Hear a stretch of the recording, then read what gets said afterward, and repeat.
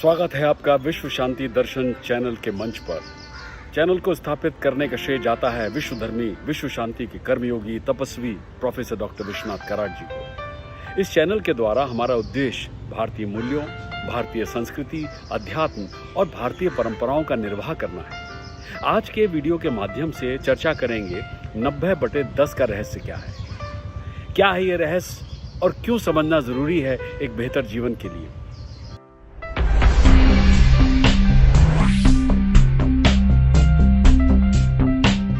कल्पना कीजिए कि आप अपने परिवार के साथ नाश्ता कर रहे हैं। आपकी 10 वर्ष की बेटी के हाथ से आपकी शर्ट पर कॉफी गिर जाती है। आप गुस्से से आग बबूला होकर उसे डांटते हैं। मासूम बच्ची आंसू में डूब जाती है। उसे डांटने के बाद आप अपनी पत्नी की ओर देखते हैं और कप को टेबल के किनारे रखने के लिए उसकी आलोचना करते हैं। अब पति और पत्नी के मध्य एक मौखिक लड़ाई जन्म लेती है। फिर आप तेजी से ऊपर जाते हैं, अपने कमरे में अपनी कमीज बदलकर नीचे आते हैं। आप देखते हैं कि आपकी बेटी ने अभी तक नाश्ता खत्म नहीं किया है।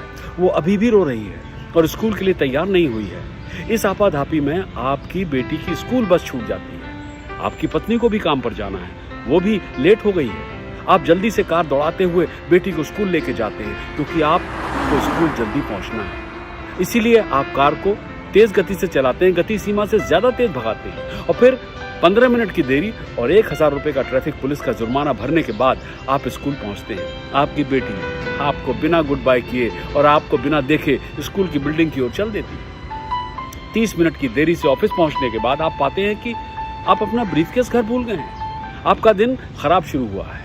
आप अपना गुस्सा ऑफिस के लोगों पर उतारते हैं। ये क्रम जारी रहता है और दिन बद से बदतर होता जाता है। अब आप घर जाने के लिए उत्सुक हैं।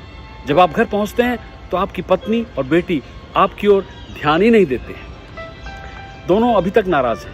क्यों?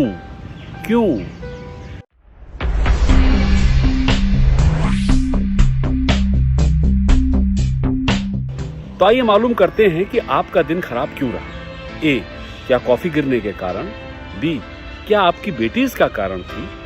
सी, क्या ट्रैफिक पुलिसकर्मी के जुर्माने के कारण? डी, या फिर आप स्वयं इसका कारण थे? सही उत्तर है डी, आप स्वयं इसका कारण थे। कॉफी के गिरने पर आपका कोई नियंत्रण नहीं था। आपने उन 5 सेकंड में जिस तरह से प्रतिक्रिया दी वही आपके बुरे दिन का कारण बना। यहाँ क्या हो सकता था और क्या होना चाहिए था, चलिए फिर से रिवाइंड करके डालते हैं एक नजर दोबारा कॉफी की टेबल पर। आप पर कॉफी गिरती है, आपकी बेटी रोने वाली है। आप धीरे से प्यार से कहते हैं, इट्स ओके बेटा, अगली बार अधिक सावधान रहने की जरूरत है।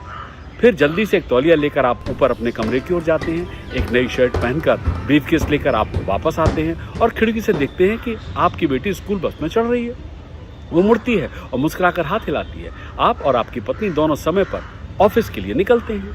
आप ऑफिस 5 मिनट पहले पहुंचे और कर्मचारियों का उत्साहपूर्वक अभिवादन किया। आपका बॉस भी आपके चेहरे पर खिली हुई मुस्कान देखकर उत्साहित है। वो टिप्पणी करता है कि आपका दिन कितना अच्छा चल रहा है। अंतर पर ध्यान दें। जी हाँ, 2 अलग अलग परिदृश्य, दोनों की एक ही शुरुआत, पर दोनों का अंत अलग अलग हुआ। क्यों? आपने जिस तरह से रिएक्ट किया उसके कारण। क्या है कि जो कुछ होता है ना या होने वाला है उस पर आपका मात्र 10% ही नियंत्रण होता है। बाकी 90% आपकी प्रतिक्रिया पर निर्धारित करता है। अगर कोई आपके बारे में मान लीजिए आपसे कुछ बुरा कहता है तो स्पंज मत बनिए, सोखिए मत। नकारात्मक टिप्पणी को कांच पर पानी की तरह लुढ़कने दें।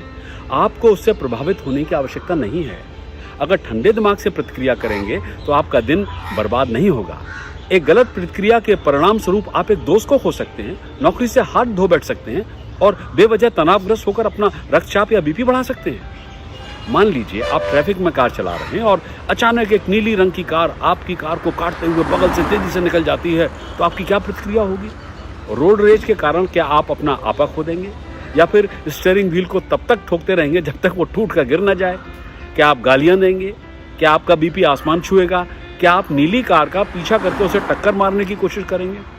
कोई जरूरत नहीं है सर, ये सब करने की कोई जरूरत नहीं है। उस नीली कार की वजह से आपको अपना दिन बर्बाद करने की आवश्यकता नहीं है। यदि आप 10 सेकंड बाद ऑफिस पहुंचते हैं तो कौन परवाह करता है? 90/10 के सिद्धांत को याद रखें और इसके बारे में चिंता न करें। आपको पता चलता है एक दिन कि आपने अपनी नौकरी खो दी है, मान लीजिए, कोई बात नहीं। नींद क्यों खोते हैं या परेशान हो जाते हैं? अपनी ऊर्जा और समय को दूसरी नौकरी खोजने में लगाएं ना। मान लीजिए आपकी फ्लाइट लेट हो गई और आपका दिन का शेड्यूल जो है खराब होने वाला है, मगर फ्लाइट अटेंडर पर अपना गुस्सा निकालने से क्या होगा? जो हो रहा है उस पर आपका मात्र एज़ जैसा कि मैंने पहले कहा 10% ही नियंत्रण हो सकता है। एयरप्लेन के अंदर तो वो भी नहीं। अपने समय का उपयोग पढ़ने, अन्य यात्रियों को जानने आदि में करें। तनावग्रस्त होने से कोई लाभ नहीं, ये सिर्फ चीज़ों को और ख़राब कर देगा। उम्मीद है आपको 90/10 का रहस्य मालूम पड़ गया होगा। इसे लागू करें जीवन में और आप शर्तिया परिणामों पर चकित होंगे। अगली बार फिर चर्चा करेंगे ऐसी एक विषय पर। देखते रहिए विश्व शांति दर्शन।